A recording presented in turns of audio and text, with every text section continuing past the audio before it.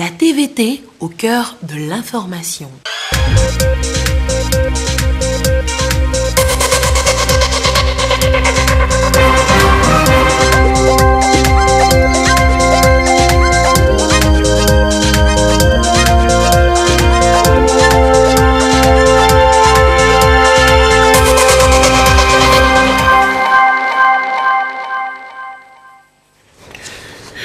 Le Covid-19 a bouleversé les habitudes et le numérique est fortement sollicité dans presque tous les secteurs. Et c'est à travers une visioconférence que les parlementaires de la CEDEAO ont tenu 5 jours de session extraordinaire.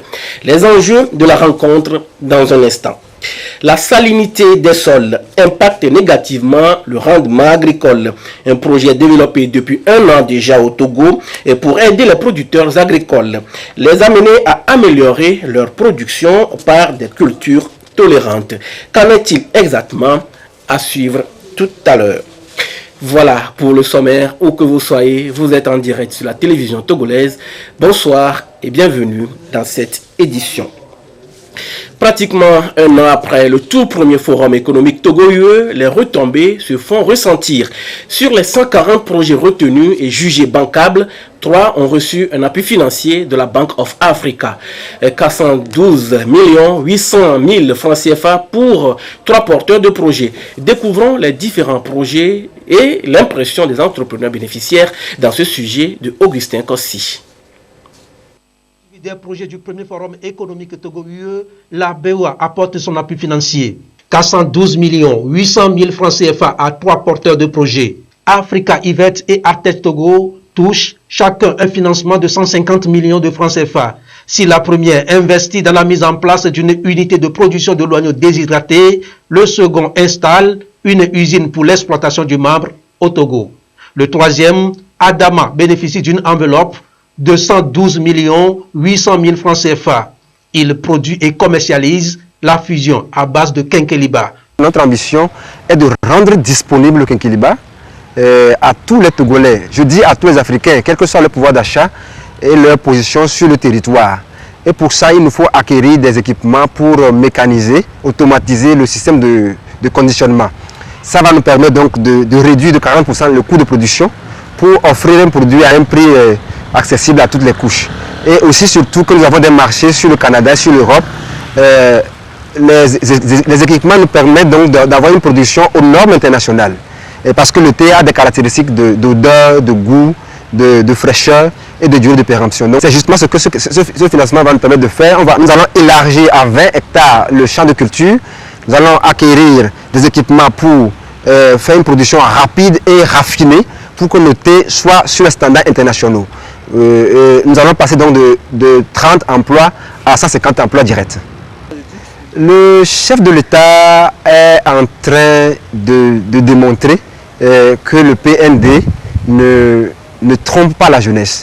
Et le Forum économique Union européenne-Togo est une activité qui vient ouvrir la chance aux opérateurs économiques d'avoir accès à de nouvelles ressources et nous devons remercier pour ça.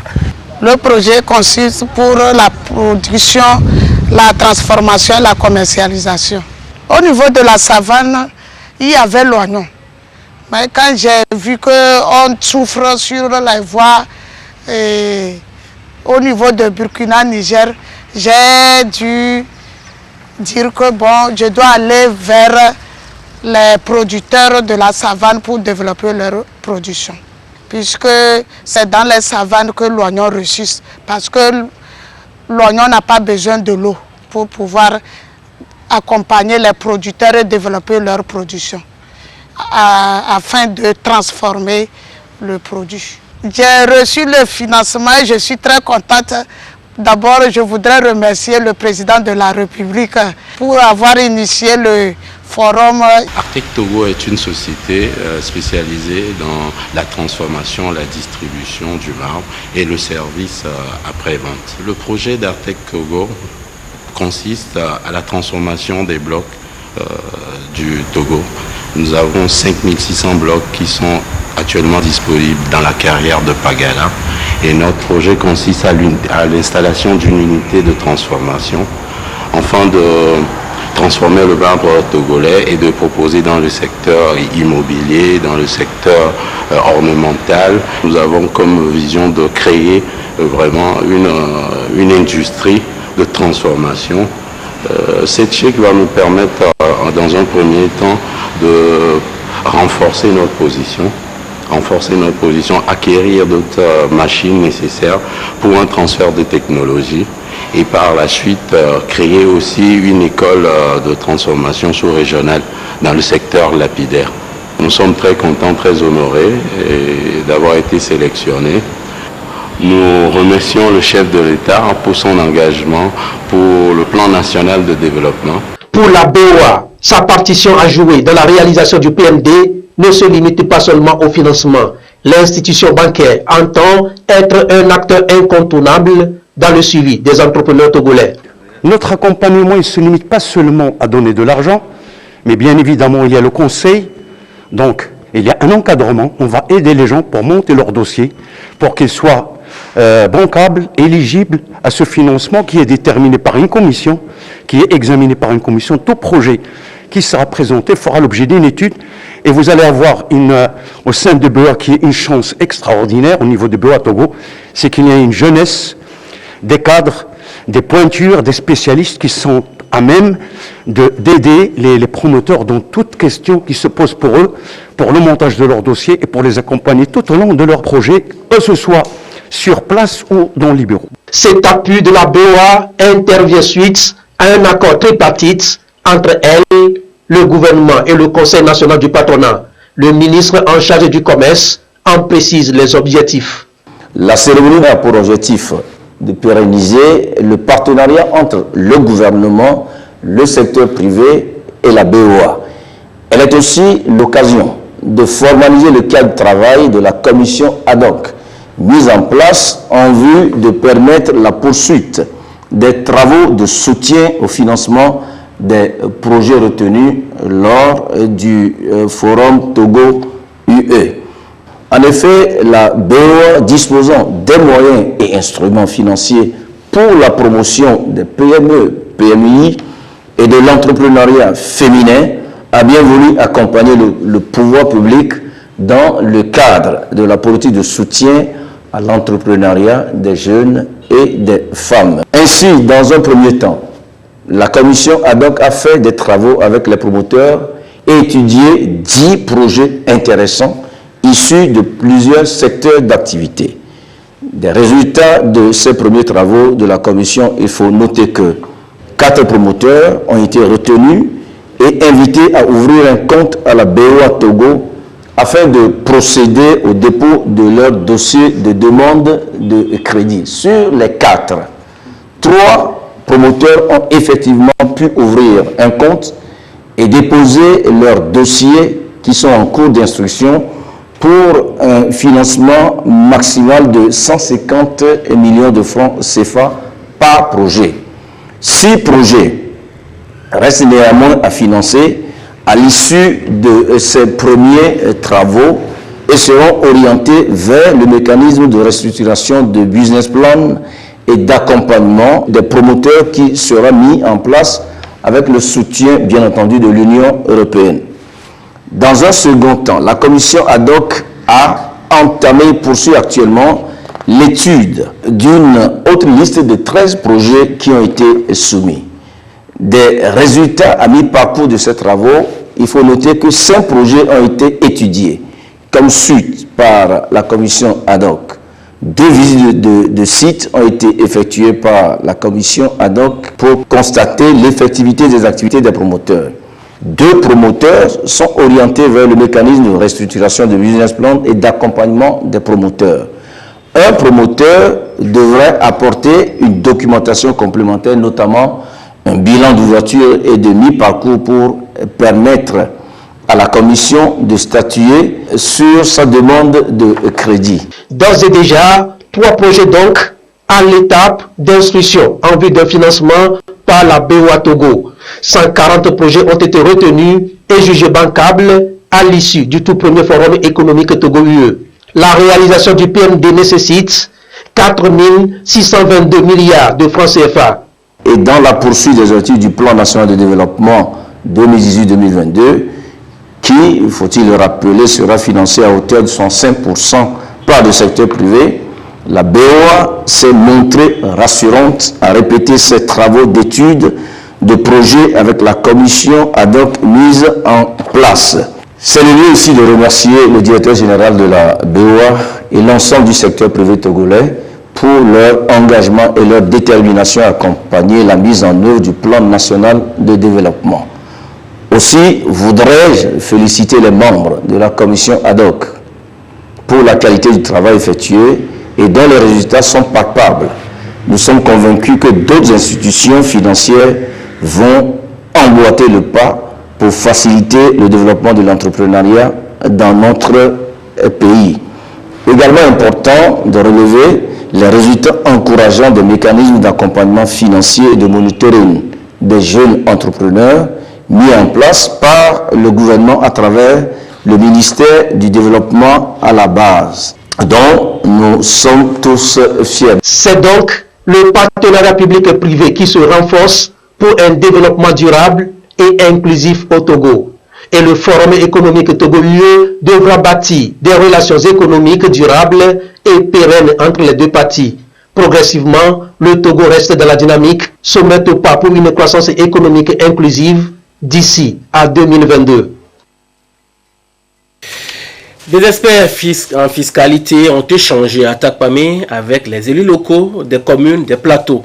En vue d'une meilleure mobilisation des taxes et impôts, la rencontre a porté sur la fiscalité, une initiative de l'Office togolais des recettes OTR. Les précisions avec Sylvain Abdou. Outre la fiscalité locale gérée par l'Office togolais des recettes OTR, en ce qui concerne par exemple la taxe foncière sur la propriété bâtie et non bâtie, la taxe d'habitation, la taxe professionnelle unique, les produits des droits d'enregistrement et de timbre, ainsi que la taxe sur les jeux de hasard. D'autres sont aussi gérés par les nouvelles communes, le cas par exemple de la taxe de voirie, les taxes de marché, les taxes d'encombrement des voies publiques, la taxe sur la distribution de l'eau, de l'électricité et du téléphone et bien d'autres encore. Mais il révèle que les termes utilisés dans la formulation de certaines taxes paraissent parfois difficiles dans leur application en matière de mobilisation de ressources fiscales. Ce qui témoigne de cette rencontre d'échange entre élus locaux des plateaux et experts fiscalistes destinés à diagnostiquer le problème. La préoccupation était de savoir est-ce que tous avaient la même compréhension de cette nomenclature-là. Voilà. Nous avons constaté effectivement que ce n'est pas le cas. Donc ça pose des problèmes sur le terrain et c'est un peu ce sur quoi nos réflexions ont tablé. Notre souci majeur, c'est de pouvoir clarifier tous ces points. En tout cas, de recueillir les contraintes qui se posent au niveau des textes d'abord, mais au niveau également de la pratique sur le terrain. Nous devions voir comment ces impôts, ces taxes sont gérées et, dans la mesure du possible, faire des propositions d'amélioration de collecte de ces impôts et taxes au niveau des communes.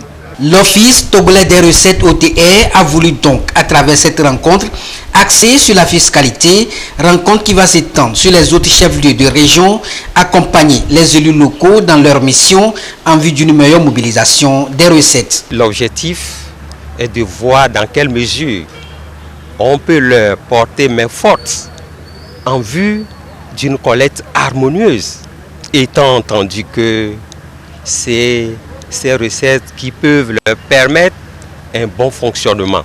Parce qu'à la fin de leur mandat, il y aura une reddition. Et j'espère qu'ils sont sur une très bonne voie. On ne peut que leur souhaiter bonne continuation. Un guide de formation sera élaboré au terme de cette tournée d'échange qui a consisté à faire l'état des lieux sur la fiscalité au niveau des communes. Ceci pour davantage permettre à ces communes naissantes de parvenir à mobiliser avec efficacité et efficience les taxes et impôts. C'est la toute première session extraordinaire du Parlement de la CEDEAO par visioconférence. Covid-19 oblige. Les députés togolais, membres de l'institution sous-régionale, ont également pris part à la rencontre. Elle a démarré depuis le 21 et a pris fin ce samedi. Les échanges ont porté essentiellement sur la crise sanitaire mondiale ainsi que les différentes activités des commissions du Parlement de la CEDEAO. Augustin Kossi, précision. Du Parlement de la CEDEAO en session extraordinaire. Contexte particulier lié au Covid-19, la session se fait par visioconférence. En plénière, les 5 parlementaires togolais, membres de l'institution sous-régionale. Les travaux ont duré 5 jours et ont porté notamment sur l'évolution de la pandémie au coronavirus dans l'espace communautaire et le programme de travail des commissions permanentes du Parlement. Également à l'agenda, la mise en œuvre du protocole de la CEDEAO sur le prélèvement communautaire. Nous avons eu à examiner, d'abord à adopter le rapport de la session extraordinaire qui s'était tenue à Niamey où nous avons prêté serment. Ensuite, il y a eu un déroulé des saisines de la commission de la CEDEAO sur des thèmes relatifs par exemple à l'environnement, à l'agriculture, à la santé, à la finance. Nous avons pris connaissance du programme des activités que nous aurons à mener pendant toute cette année. Il faut dire qu'avec la pandémie, nos activités sont au ralenti. S'agissant du Covid, il y a eu des recommandations qui ont été faites, à savoir qu'il faille nécessairement harmoniser les stratégies de lutte contre la pandémie. Et il a été spécifié qu'il faille nécessairement procéder à une sensibilisation plus accrue dans notre pays. Dès que cette pandémie s'est manifestée, les autorités du pays ont pris des mesures hardies et qui nous poussent justement à adopter les mesures barrières, à les respecter scrupuleusement. De ce côté-là, je crois que nous sommes en règle. Il a été également question de la contribution des États. Certains États sont en retard, mais je peux aussi vous dire en toute fierté que le Togo est même en avance de ses cotisations au niveau de la commission de la CEDEAO. Le président de la commission de la CEDEAO, Jean-Claude Kassibrou, a rendu un hommage à toutes les victimes de la pandémie au coronavirus et à feu Amadou Gon Coulibaly, ex-premier ministre de la Côte d'Ivoire.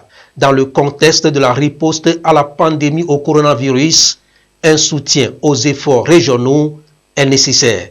Cette deuxième session extraordinaire de la 5e législature du Parlement de la CEDEAO a planché aussi sur les crises sécuritaires qui secouent la sous-région. Beaucoup ont exprimé aussi la préoccupation au sujet de la crise politique qui prévaut dans la sous-région et présentement surtout au Mali. Nous, la délégation du Togo, ce que nous pouvons dire, c'est que on sait que lundi prochain, il y a les chefs d'État qui vont se retrouver en visioconférence extraordinaire pour toujours se pencher sur ce problème-là. Nous souhaiterions que le dialogue se poursuive, que les Maliens arrivent à se retrouver. Le Parlement de la CEDEAO vient d'enregistrer de nouveaux membres qui ont prêté serment au cours de cette session extraordinaire. Ils viennent du Nigeria, de la Sierra Leone et du Mali. Appui et soutien au secteur privé, le gouvernement s'évertue pour offrir des services énergétiques à moindre coût aux entreprises. Et quand on sait que l'électricité est un élément indispensable dans la bonne marche des entreprises, plusieurs réformes sont opérées en faveur des opérateurs économiques. Dodo Haré, précision.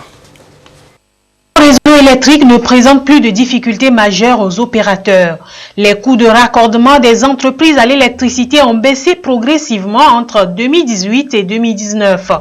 En 2018, 30% des devis ont été ramenés à la charge de la CET, le but étant de faciliter la tâche aux entreprises.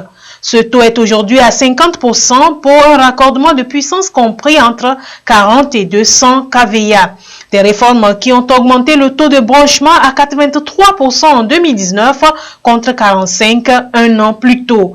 3 principaux facteurs sont en jeu: la qualité, la rapidité, la réduction du coût. Les autorités nous ont instruit à faire en sorte que le service que nous leur apportons soit un service de qualité, rapide et à moindre coût. Donc nous avons trouvé qu'il y avait 3 paramètres sur lesquels il faut travailler. D'abord sur le coût de raccordement des entreprises à l'électricité. À ce niveau, depuis 2018, quand un devis est établi pour une entreprise, la CET prend en charge 30%. Et donc ça nous a permis de réduire davantage le coût, qui était de 20 millions à 15 millions. En 2019, nous avons encore continué les efforts sur instruction des autorités pour la prise en charge du coût de raccordement. Donc nous sommes allés à 50%. Autrement dit, si un devis pour le raccordement d'une entreprise fait 20 millions, l'entreprise ne paye que 10 millions. Voilà, et ça nous a permis effectivement d'avoir un score appréciable pour ce qui concerne cet indicateur. Mais nous avons continué à faire en sorte que davantage le coût soit baissé. Et nous avons trouvé que la plupart des entreprises qui demandent cette gamme de puissance, nous pouvons les raccorder sur le poste de transformation existant et appartenant à la CET. Donc autrement dit, l'entreprise ne paye plus le coût des ouvrages de poste de transformation. Et donc ça a permis également de baisser davantage le coût. Donc pour vous donner une idée claire, quand nous avons regardé les devis qui sont faits entre 40 et 200 kVA de demande des entreprises, nous sommes passés de 20 millions à 10 millions parce que nous avons divisé par 2, nous prenons 50%. Et compte tenu du fait que les entreprises ne payent plus le pot de transformation, et quand on enlève le coût du pot de transformation, l'entreprise ne paye qu'autour de 4 millions. Vous voyez, donc c'est un effort substantiel qui paye en fait. Le deuxième paramètre sur lequel les autorités nous ont instruit de travailler, c'est le délai de raccordement. Voilà, avant, quand une entreprise fait une demande, il faut des fois 3 mois, 4 mois avant qu'on le raccorde. Et ce qui n'est pas admissible. Donc nous avons travaillé davantage, dans un premier temps, à réduire ce délai au niveau de la réactivité des agents qui font cette opération-là. Et nous avons ramené autour de 106 jours, donc autour de 2 mois. Et le troisième paramètre, c'est la qualité de service fourni. Et là aussi, il fallait faire un travail, parce que nous étions très loin en termes de ce que nous appelons le nombre de coupures par client par an et la durée d'intervention pour réparer les pannes par client par an. Nous étions à 40 coupures par client par an, nous sommes aujourd'hui à moins de 36. Ces efforts sont continuels avec l'appui du ministre lui-même qui veille à ce que le service de l'électricité soit rendu avec une qualité appréciable. L'autre réforme, c'est la dématérialisation des procédures. Toute information afférente aux formalités de demande de raccordement, aux modes de paiement et aux réclamations sont désormais en ligne. Nous sommes allés à la dématérialisation. Donc la demande en papier fait le circuit dans un certain nombre de services de la CET avant que les agents n'aillent sur le terrain. Tout ça a été travaillé. Et donc l'entreprise fait une demande en ligne. Et à moins de 24 heures, une réponse lui est donnée pour dire que sa demande a été reçue.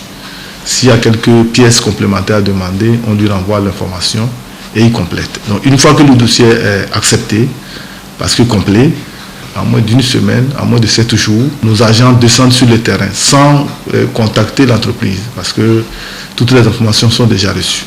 Et on lui retourne le devis également en ligne, avec un projet de contrat. Et s'il est d'accord pour payer le devis, il le fait également en ligne. Et nous entamons le processus de travaux. Donc nous avons réussi à ramener, ce sont 6 jours de délai depuis la demande jusqu'à la réalisation des travaux à 21 jours. Voilà, donc tout ça va nous permettre d'avoir un score très appréciable que nous attendons pour le Doing Business 2021. Avec l'arrivée du Covid-19, des mesures spécifiques ont été prises pour amoindrir le coût de l'électricité aux populations. Sur les 500 000 clients que la CET alimente, 400 000 ont pu bénéficier de la tranche sociale de 40 kWh. Le secteur privé n'était pas laissé pour compte.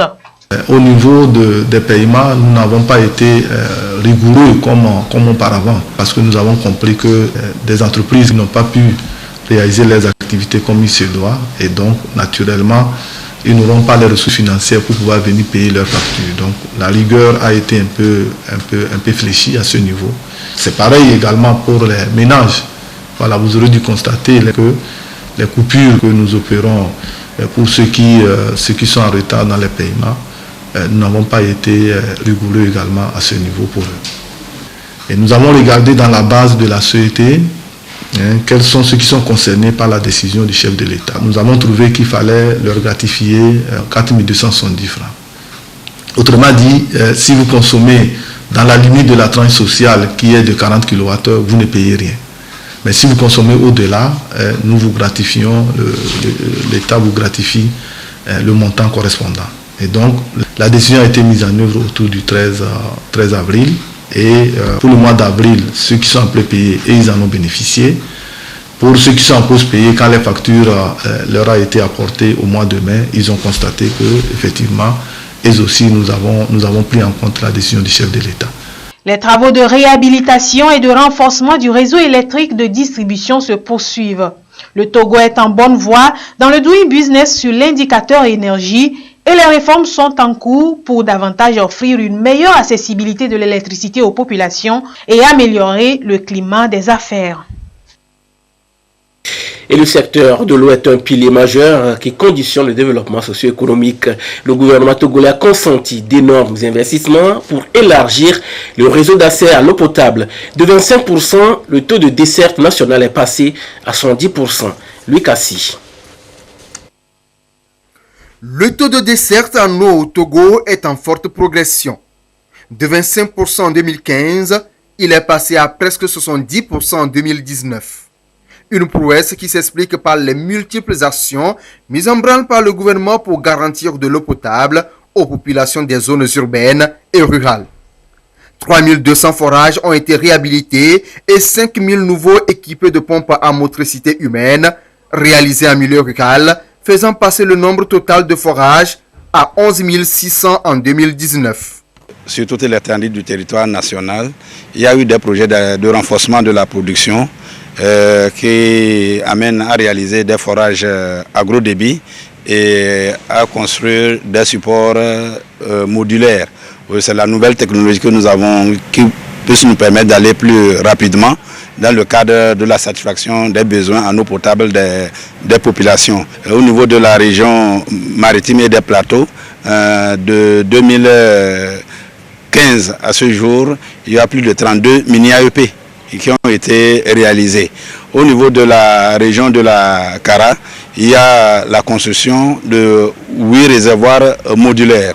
Dans la région des savanes, avec le barrage de l'Aloak, où la ressource en eau est disponible, il y a eu des extensions de réseau et avec l'appui de l'Union européenne, des branchements qui ont été subventionnés sur la ville de Dapaon, la ville de Kara, la ville d'Atakwame, la ville de Tchévier, la ville de Sokodé.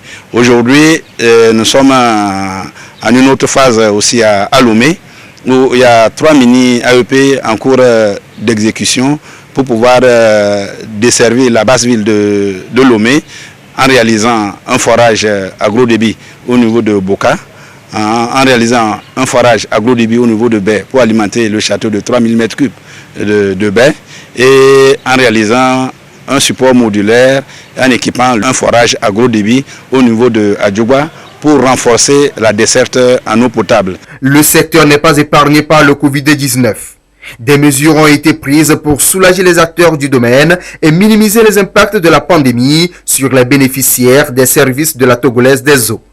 De la dématérialisation des procédures à la diminution du coût de branchement, les mesures sont diverses. Avec la période de la crise sanitaire, l'autorité a demandé à ce que le coût de branchement soit ramené à 25 000. Donc ça fait qu'aujourd'hui, les travaux de branchement et d'extension du réseau sont en cours sur toute l'étendue du territoire national pour faciliter l'accès à l'eau potable. En ce qui concerne les PMI, les PMI, il y a eu réduction du coût de raccordement, en moyenne qui était de 500 000, qui est revenu à 0 francs, juste pour permettre aux PMI de se raccorder et créer de l'emploi pour nos frères et sœurs. Nous avons signé des contrats avec les compagnies de téléphonie, notamment Move et Togocel, pour permettre à nos clients de pouvoir payer leur devis et leur facture de consommation d'eau à distance. Nous avons mis en place un site web sur lequel nous échangeons aujourd'hui avec nos clients ou sur le site web même. Ils peuvent procéder même à la demande en ligne et recevoir leur demande en ligne. Nous avons créé des plateformes WhatsApp qui permettent aujourd'hui de faire les demandes et de recevoir leurs devis en ligne et pouvoir payer leurs factures aussi en ligne. Avec la pandémie qui est en cours, où les mesures barrières, la distanciation est là, le digital aujourd'hui nous aide à opérer en toute quiétude. Toutes ces initiatives ont pour finalité d'accroître significativement l'accès des populations à une eau potable. D'autres actions sont en cours pour renforcer ces acquis. Sécurité alimentaire et lutte contre la pauvreté au Togo. Pour renforcer son stock et mieux servir la population en temps de soudure, l'ANSAT vient de lancer sa deuxième campagne d'achat de céréales. L'étape de la région de la Kara avec Nestor Mouzou. Parmi les coopératives qui s'illustrent par leur performance agricole au Togo se trouve la coopérative Wassoto. Elle est implantée dans la Bina. Pour la campagne agricole 2019-2020, elle n'a pas pu vendre tous ses stocks de maïs destinés à la commercialisation. Heureusement pour elle, l'Agence nationale de la sécurité alimentaire du Togo procède à une deuxième opération d'achat. Opération qui lui a permis de livrer 70 tonnes de maïs et d'empocher 11 200 000 francs CFA. C'est la deuxième phase. Ils avaient pris 50 tonnes. Cette fois-ci, c'est 70 tonnes. Nous produisons plus que ça, presque 200 tonnes au moins. Le bâtiment n'était pas électrifié, c'est nous-mêmes qui avons électrifié le bâtiment. Et quand un de nos camarades est malade, avec le peu de ce que nous captons, ça nous permet de nous aider mutuellement. Parce que cette année, tous les producteurs ont l'engrais. C'est avec l'argent qu'on a vendu, on a acheté les engrais pour tous les producteurs. Et ça va nous aider aussi à subvenir aux besoins de nos enfants, que ce soit à l'école, sur le plan sanitaire, l'entretien même des champs que nous avons emblâmés pour cette campagne. La coopérative Solidarité, une autre organisation paysanne performante et dynamique dans la région de la Kara. Elle se trouve à Broukou, dans la préfecture de Dufelgou. Elle aussi a reçu la visite de l'Agence nationale de sécurité alimentaire du Togo. Le prélèvement que l'ANSAT a effectué ici se chiffre à 50 tonnes pour une valeur monétaire de 8 millions de francs CFA, soit 160 francs le kilogramme. L'ANSAT ne nous a jamais déçus. Mais cette année particulièrement, comme l'ANSAT n'a pas passé vite, il y a, je peux dire, des bonnes femmes qui ont passé. Ils nous ont bradé notre marchandise, le maïs. Le sac là, si on veut mettre sur la balance, on est à 130, 135, 140, voire 145. Il y a des bonnes femmes qui disent que les sacs rayés là, ça ne fait même pas 37 bols.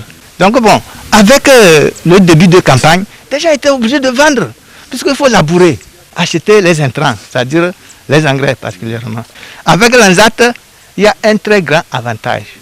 Nous sommes très contentes et nous remercions le chef de l'État. Il n'oublie jamais les producteurs. Donc, grâce au président de la République, Azat est venu aujourd'hui pour nous prélever notre stock.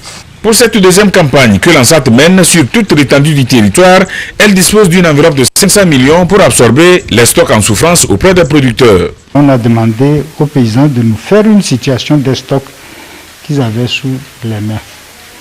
Et ils ont relevé 10 575 tonnes. Au début, c'était en fin mai. Avec les mesures de déconfinement, on a connu une accélération dans l'engagement des stocks.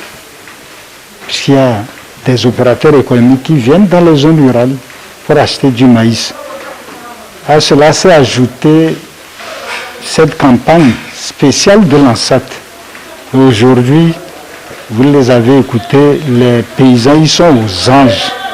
Ils ont été très sensibles de ce soutien que le chef de l'État leur a apporté en ce moment difficile. Sur le terrain, au lieu des prévisions qui étaient faites pour l'achat de 255 tonnes, on a constaté qu'il y avait 20 tonnes supplémentaires à la traîne. Donc de 255 tonnes, on a fait une hausse de 20 tonnes, ce qui fait 275 tonnes que finalement l'ANSAT a acheté dans la région de la Cara pour une valeur de 44 millions de francs CFA. L'ANSAT a saisi l'opportunité de ces opérations pour exhorter les producteurs à se concerter pour fixer un prix unique de vente à respecter par tous pour éviter de brader leurs produits. Elle leur a demandé de ne pas se limiter seulement au maïs, mais aussi de faire la culture du soja, du sésame, du gingembre, qui sont entre autres des filières porteuses. L'ANSAT les a invités également à adopter des comportements citoyens en cette période de coronavirus.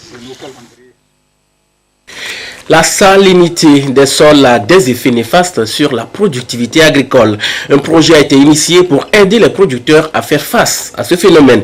Le RESAD entendait amélioration de la résilience agricole à la salinité par le développement et la promotion des technologies adaptées aux producteurs vulnérables.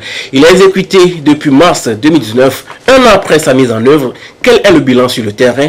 Les résultats ont été présentés hier. Clarisse Ticlet. De sels minéraux naturellement dans le sol où la salinité des terres touche environ 19 millions de terres cultivables en Afrique subsaharienne. Le Togo bénéficie depuis mars 2019 de l'appui du projet Amélioration de la résilience agricole à la salinité par le développement et la promotion des technologies adaptées aux producteurs vulnérables, RESAD.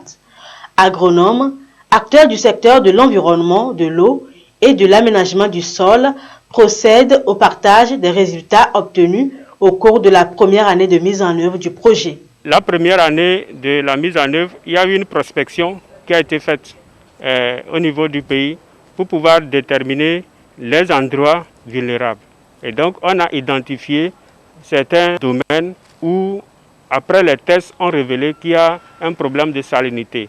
Donc, ces zones étant identifiées, il y a eu des rencontres au niveau des populations qui vivent dans ces zones et nous avons obtenu des cultures qui sont tolérantes lorsqu'on veut les mettre en production de ces zones. Le dispositif que nous allons mettre à la disposition de ces populations ciblées, donc ça fait des résultats que nous voulons partager avec tous les acteurs pour que nous puissions voir dans la mise en œuvre concrète, qu'est-ce que nous allons faire pour qu'on ne fasse pas un travail qui ne sera pas accepté après. La phase de prospection a été effectuée dans 9 villages avec 27 prélèvements de sol.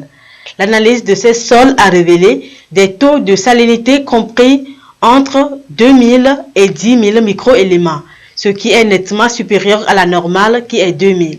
Pour contrer les effets néfastes de la salinité sur le revenu des producteurs agricoles, il y a donc nécessité de développer des technologies et pratiques agricoles basées sur l'utilisation des cultures adaptées aux zones salines afin d'accroître les rendements agricoles dans ces zones.